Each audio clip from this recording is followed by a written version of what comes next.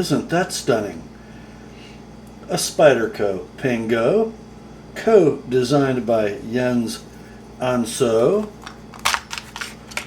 Knife comes to you from Spyderco with these here El Cheapo FRN handle scales. But my buddy Toadstkr out in Washington, he thought, you know what?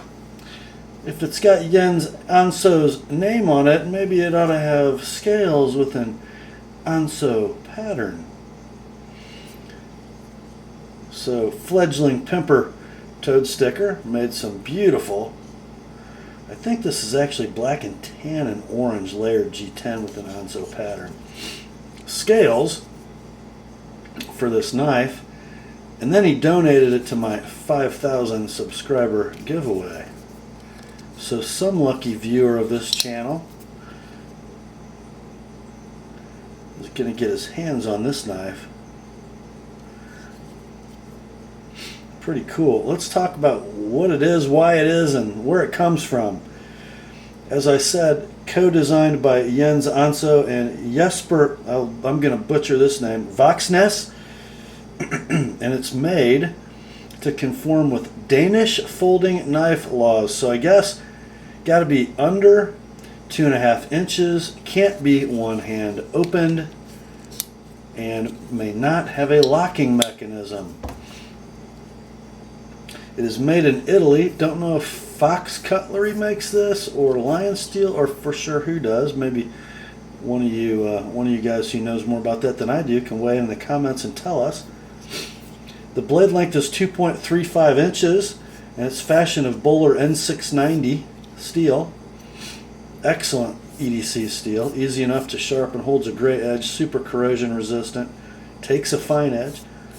So 2.35 inches in blade length, blade thickness is 110 thousandths, handle length is 3.45 inches, giving it an overall length of 5.80. Weighs in at 1.9 ounces with factory scales. By the way,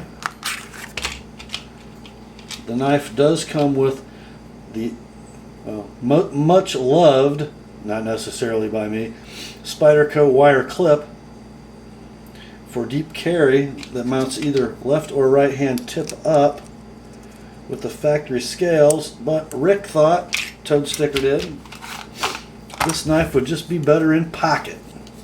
Since it's a two-hand opener, just going to hang out in the bottom of the pocket. He did not machine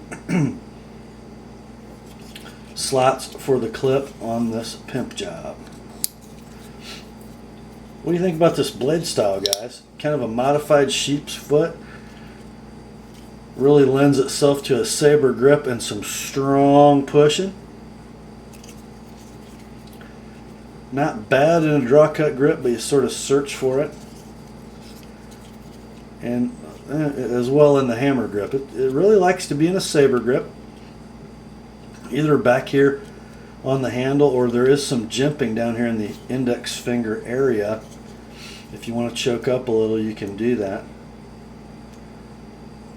Really get some powerful push cutting that way. Blade is thin enough and full flat ground that it should be an excellent slicer. I want you to just take a look at Toadstk's work on this thing too while we're here. Everything is nicely smoothed and rounded.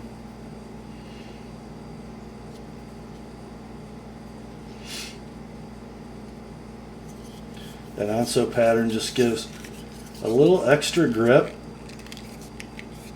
and it's welcome. Certainly not aggressive or abrasive on the hand, but really gives good purchase. This spider hole is, of course, for branding only. I don't think it really, no, it doesn't. Does not make the knife one-hand openable. You can sort of pinch it, and I don't know. It's a two-hand knife. I think I saw Toadstk's original video on this, and he had a way to kind of open it one-handed. Probably want something like that. But, you know, it is what it is. And it was made this way on purpose. And, you know, guys, EDC blades, utility blades, don't have to be super fast deployed or one-hand openable. You can close it one-handed easy enough. I mean, sure, if you're working and you have one hand tied up and you really don't have a free hand to pull the blade out of the handle you're holding with the other, it is nice to have a one-hand openable knife, but you don't always need that.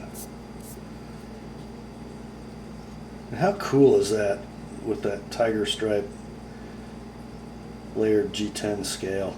I think it's very cool. Stay tuned over the next few days, guys. The new owner of this knife is going to be announced. I think he's going to be pretty happy.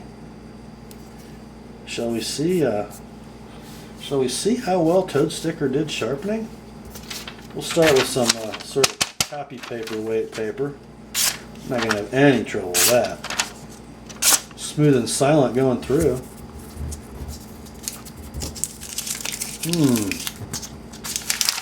Should we go to the tough stuff? Yeah, why not? Take a page out of the old Natchez Shooter Supply catalog.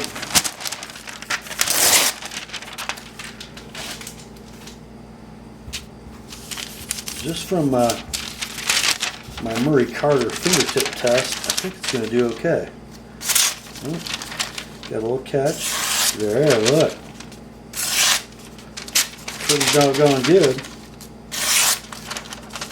Guys, it just goes to show you, you don't need hundreds of dollars of sharpening equipment to put on a good edge. I believe Toadstkr is still using a Lansky. Look at that. Works just fine in skilled hands, doesn't it?